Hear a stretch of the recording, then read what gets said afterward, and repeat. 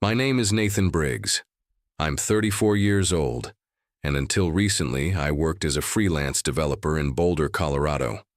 I spent most of my nights alone in front of a laptop, building something I believed in while the rest of the world slept. That's where I was when everything fell apart with Erika.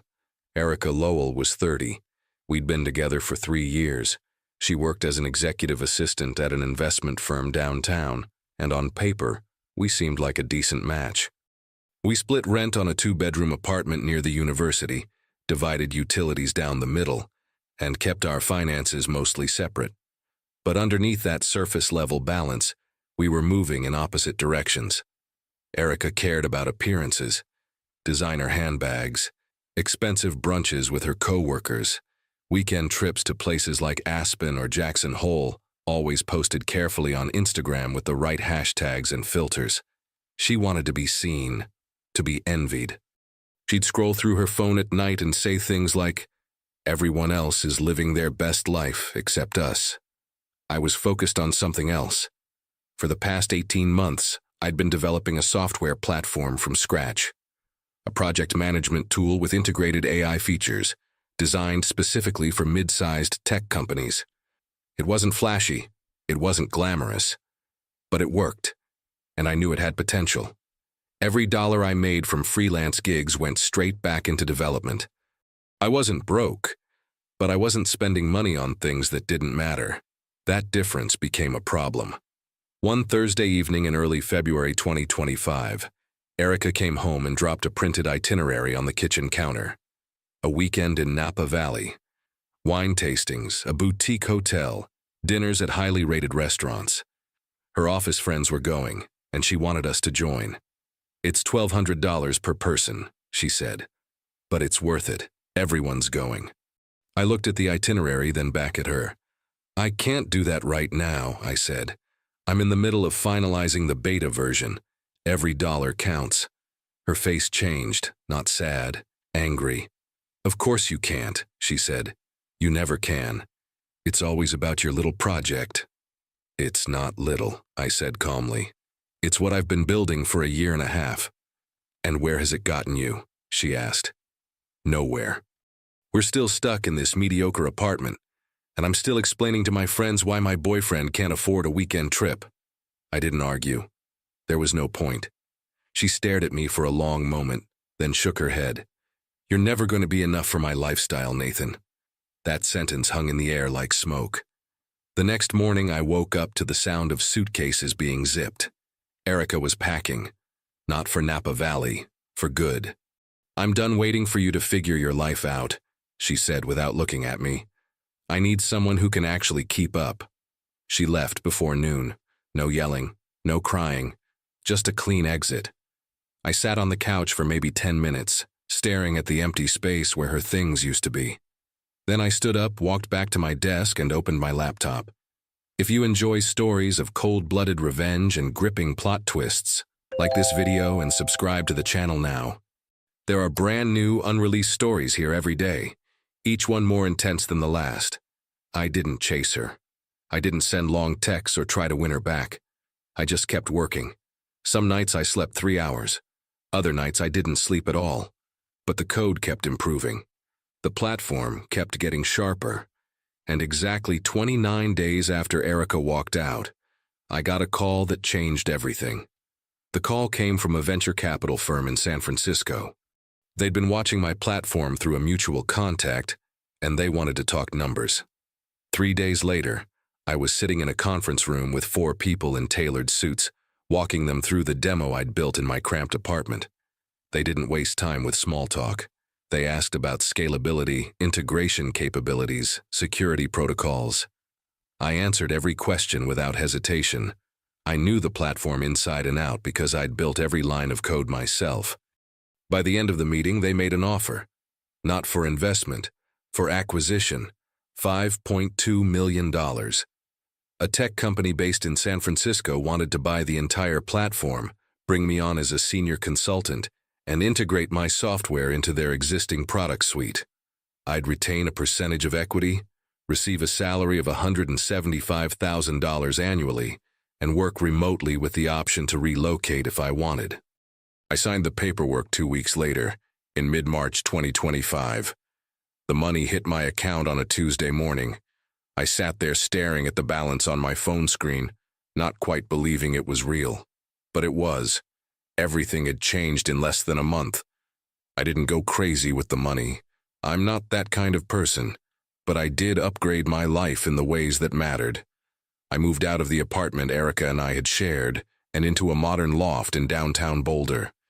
Floor-to-ceiling windows, exposed brick, a dedicated office space with the kind of setup I'd always wanted. The rent was $2,800 a month, which would have been unthinkable before, but now it was comfortable. I bought a used 2022 Tesla Model 3 for $42,000, not because I needed to impress anyone, but because it made sense. I started dressing better. Not designer labels, just clean, well-fitting clothes from places like Banana Republic and J. Crew that looked professional. More importantly, I started getting invited to things. Industry events, networking mixers, tech conferences where investors and founders gathered to talk about the next big thing. I wasn't just a freelance developer anymore. I was someone people wanted to know. That's how I ended up at the event in May. It was a Wednesday evening in mid-May 2025, about 2 months after the acquisition. A technology and investment networking night at an upscale venue in downtown Denver, about 40 minutes from Boulder, the kind of place with an open bar, ambient lighting, and waiters carrying trays of appetizers. I almost didn't go, but my new consulting firm had encouraged attendance. Good for visibility, they said. I arrived around 7. The place was packed with people in business casual attire, everyone holding drinks and exchanging cards. I recognized a few faces from previous meetings, shook some hands, made small talk. I was standing near the bar talking to a senior analyst from a private equity firm when I overheard something interesting. 2 men next to us were discussing a recent investment pitch that had been rejected. One of them mentioned the name of the company. It was the same firm that had acquired my platform. The other guy groaned. "Yeah, my boss tried to get in on that deal," he said. "Submitted a proposal 3 weeks ago. Got turned down flat yesterday. Said they weren't looking for outside investors at this stage." "Tough break," the first guy said. "Who's your boss?"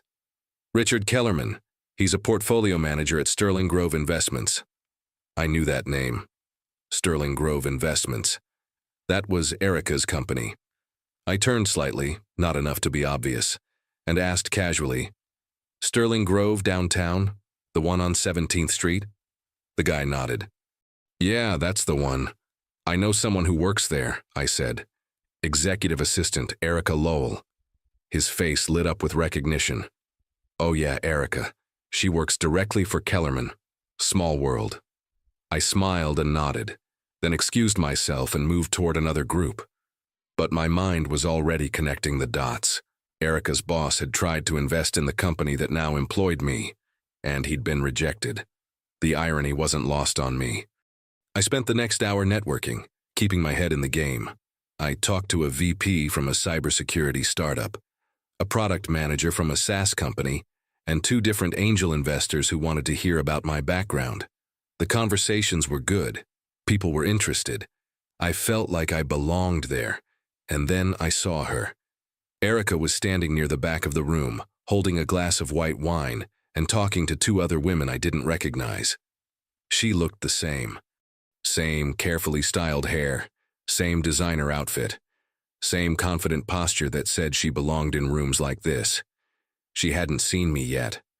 I watched her for a moment, weighing my options. I could leave. I could stay on the other side of the room. Or I could do nothing and let fate decide. Fate decided quickly. One of the investors I'd been talking to called out to someone across the room, and the group shifted. Suddenly I was standing in a more visible spot, and Erika's eyes swept across the crowd and landed directly on me. Her expression changed instantly. Surprise, confusion, then something else. Recognition mixed with something I couldn't quite name. She said something to the women she was with and started walking toward me. I didn't move. I just stood there, drink in hand, surrounded by 3 other people who were mid-conversation about machine learning applications. Erika approached, clearly trying to catch my eye. but I turned slightly and responded to something one of the guys had just said. My back was now partially toward her. She stopped a few feet away, hesitating. I could feel her presence. I knew she was there, but I didn't turn around. One of the men I was talking to gestured toward the bar, and our group shifted again, moving naturally away from where Erika stood. I followed, still engaged in the conversation, and walked past her without making eye contact. She didn't follow. I glanced back once, just briefly. She was standing there alone, staring after me with an expression I recognized. It was the same look I must have had when she walked out of our apartment with her suitcases. The look of someone who just realized they made a mistake. I turned back to the group and kept talking. The rest of the night went smoothly. I exchanged contact information with several people, scheduled 2 follow-up meetings, and left around 10 feeling good about the connections I'd made. Erika wasn't there when I left. 3 days later, I got a text from an unknown number. It took me a second to realize it was her. She'd changed her number at some point after the breakup. "Hey, Nathan, saw you at the event the other night. Would love to catch up sometime. Coffee?" I read it twice. Then I deleted it without responding. The text was the first of several attempts. Over the next week and a half, Erika tried different approaches. A follow-up message asking if I'd gotten her previous text. Then a voicemail left on my work number, which I'm still not sure how she got. Her tone was casual, friendly, like we were old friends who'd simply lost touch. "Hey, it's me. Just wanted to say it was good seeing you. You look great, by the way. Really doing well for yourself. Give me a call when you have a chance." I didn't call. Then came the social media. A friend request on LinkedIn with a message attached. "Congratulations on your success. Would love to hear about what you're working on these days." I let the request sit in pending for 48 hours, then declined it. She tried Instagram next. A follow request, then a direct message. "I know things ended badly between us, but I think we should talk. I've done a lot of thinking." I archived the message without opening it. I wasn't being cruel. I wasn't trying to punish her. I was simply moving forward, and she wasn't part of that direction. There was nothing to say. No closure needed.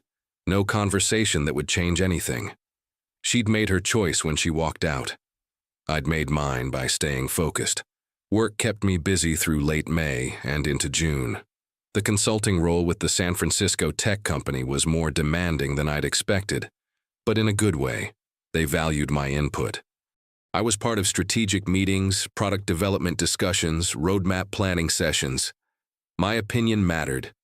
For the first time in my career, I wasn't just executing someone else's vision. I was helping shape it. I also started getting speaking invitations. Small stuff at first.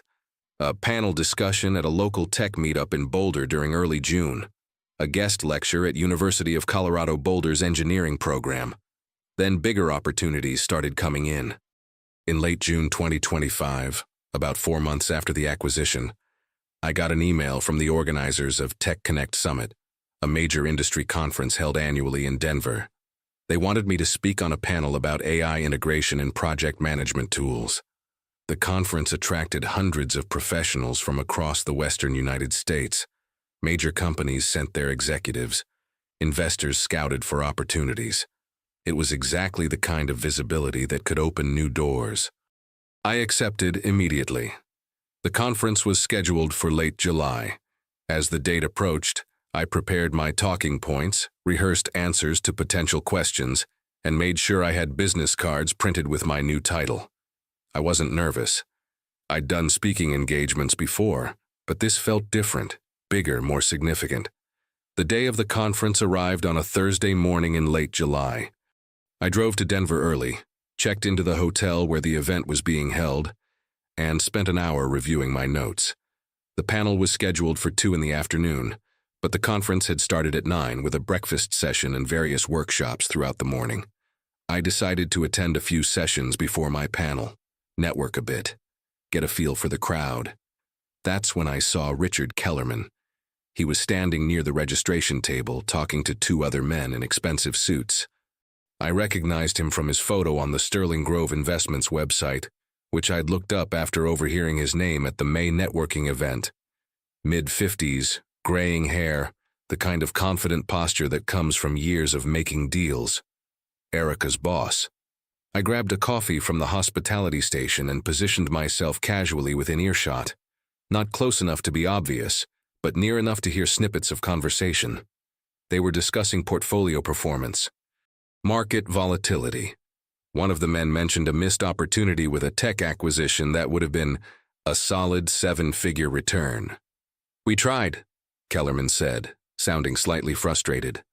"Put together a clean proposal back in April.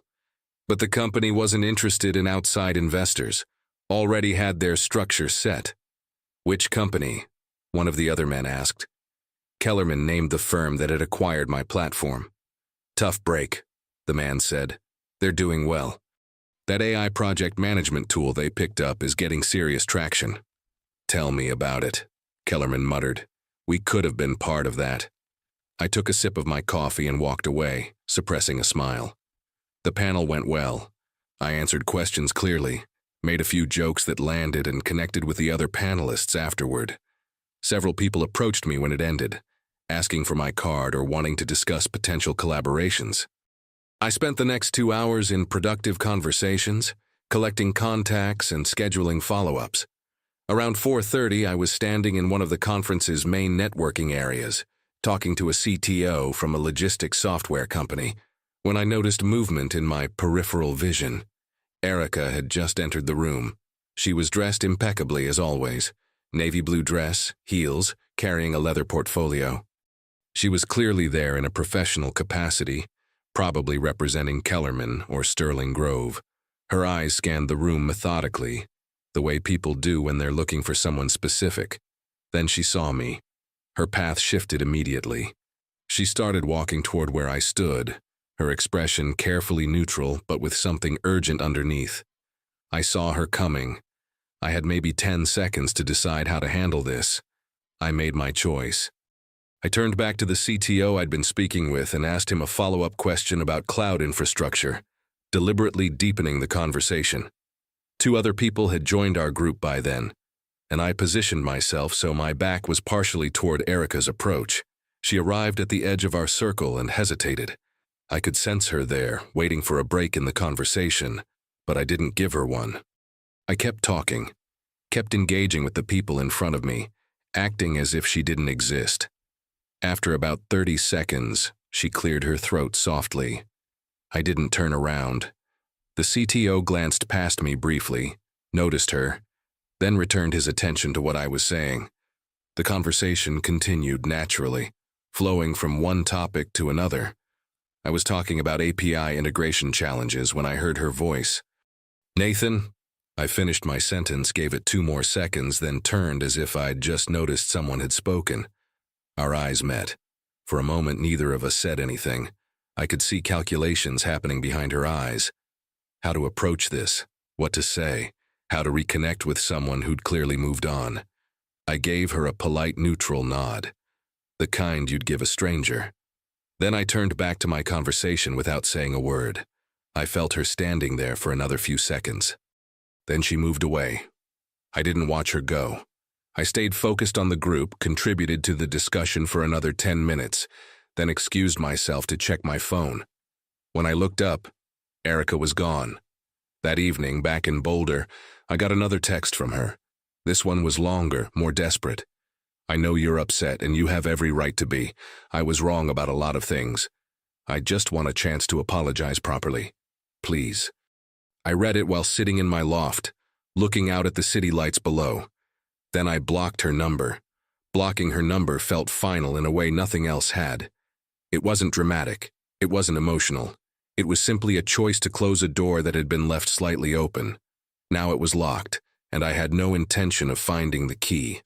Life continued moving forward through August and into September. The consulting work remained challenging and rewarding.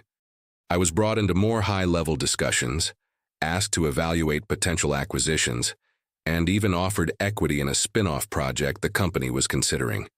My financial situation, already comfortable, became something I never had to think about. That was a strange feeling. For years I'd counted every dollar, calculated every expense. Now I had enough that money was simply a tool, not a constant source of stress. I started dating again, casually. Nothing serious.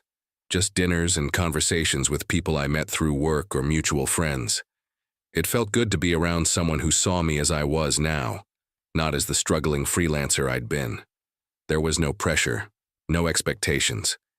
Just the possibility of connection without the weight of someone else's agenda. In late September 2025, I received an invitation to speak at another conference, this one in San Francisco. The company that had acquired my platform was hosting it, and they wanted me to present a case study on the development process behind the AI integration. It was a significant opportunity. The audience would include major players in the tech industry, potential partners, and media coverage. I flew out on a Tuesday morning in early October. The conference center was impressive, all glass and modern architecture overlooking the bay. I checked into my hotel, reviewed my presentation one last time, and headed to the venue around noon. The case study presentation was scheduled for 3 o'clock. I arrived early and spent time walking through the expo hall, checking out vendor booths, and talking to other attendees. The energy was electric. Hundreds of people networking, discussing ideas, making deals. Around 2:30, I headed to the conference room where I'd be presenting. It was a large space, theater-style seating for about 200 people. I did a quick tech check with the AV team, made sure my slides were loading properly, and waited backstage as the room filled up. The presentation went exceptionally well. I walked through the entire development process from initial concept to final integration, explaining the technical challenges and how I'd solved them. People asked smart questions afterward. Several came up to exchange contact information. A journalist from a tech publication asked if I'd be willing to do a follow-up interview. I said yes. After the presentation, there was a networking reception in an adjacent ballroom. Open bar, catered food, the usual setup. I grabbed a beer and started making rounds, shaking hands and having the kind of conversations that might lead to future opportunities. About 40 minutes into the reception, someone tapped me on the shoulder. I turned around and found myself face to face with a man I didn't recognize. Mid-50s, expensive suit, tired eyes. "Nathan Briggs?" he asked. "That's me," I said. "Richard Kellerman," he said, extending his hand. "Sterling Grove Investments." I shook his hand, keeping my expression neutral. "Nice to meet you." "I saw your presentation," he said. "Impressive work. Really impressive. The AI integration you developed is exactly the kind of innovation we look for when evaluating portfolio opportunities." "Thank you," I said. "I appreciate that." He took a sip of his drink, then continued. "Actually, we tried to get involved with the company that acquired your platform. Put together a proposal back in April.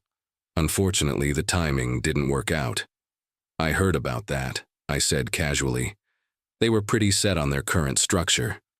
"Yeah," he said, nodding. "Missed opportunity on our end. But that's the business. You win some, you lose some." We talked for a few more minutes about market trends and investment strategies. He was knowledgeable, professional. Under different circumstances, I might have found the conversation genuinely interesting. But the entire time, I kept thinking about Erika sitting in his office, answering his calls, scheduling his meetings, watching his career while hers remained stagnant. Eventually, he excused himself to talk to someone else. I watched him walk away, then finished my beer and moved on to the next conversation. I never told him I knew Erika. There was no reason to. It wasn't relevant. The conference ended the next day. I flew back to Colorado feeling energized. New connections made, new opportunities on the horizon. Everything was moving in the right direction. A week later, I was having coffee with a former colleague who still lived in Boulder when he mentioned something interesting. "You know that investment firm downtown, Sterling Grove?" he said. "Yeah," I said. "What about it?" "Heard they're going through some restructuring, laying off support staff, budget cuts or something." I didn't ask for details. It wasn't my business. But I thought about Erika briefly, wondering if she was among those affected. Then I let the thought go and moved on with my day. By mid-October 2025, nearly 8 months after Erika had walked out, My life looked completely different. I had financial security, professional respect, a network of colleagues who valued my expertise. I lived in a place I enjoyed, drove a car I liked, and worked on projects that challenged me. Most importantly, I had peace. There were no more texts from Erika, no more attempts to reconnect. She'd gotten the message, finally. Or maybe she'd just moved on. Either way, it didn't matter. That chapter was closed. I thought about her words sometimes. "You're never going to be enough for my lifestyle." It was funny how that sentence had hung over me, this quiet accusation that I wasn't measuring up. But it turned out she was right, just not in the way she meant. I wasn't enough for her lifestyle because her lifestyle was built on appearances, on borrowed significance, on trying to be someone she wasn't. And I had no interest in that game. I was enough for my own life, the one I'd built through discipline, focus, and refusal to quit when things got hard. The one where success wasn't measured by designer labels or expensive weekends, but by the satisfaction of creating something valuable and being recognized for it. That was the real difference between us. She needed external validation. I'd learned to generate my own. Looking back now, I don't feel angry about what happened. I don't even feel particularly satisfied by how things turned out. It just is what it is. She made a choice based on what she valued. I made a choice based on what I believed in. And the consequences of those choices played out exactly as they should have. Sometimes the best revenge isn't calculated or planned. It's simply living well and refusing to look back. It's knowing your worth and not letting anyone convince you otherwise. It's building something real and letting the results speak for themselves. Erika wanted someone who could keep up with her lifestyle. What she failed to understand was that I wasn't trying to keep up with anyone. I was building my own path. And when she finally realized what she'd walked away from, I was already too far ahead to notice her in the rearview mirror. That's the thing about success. It doesn't need an audience. It doesn't require validation. It just exists, quiet and solid, built on the foundation of work nobody else saw. And that's exactly how I prefer it. If you enjoyed this story, hit the like button on this video and leave a comment letting me know what you thought. And if you're not already subscribed to the channel, please subscribe and turn on notifications to get alerts for new stories like this one. Thanks for watching, and I'll see you in the next one.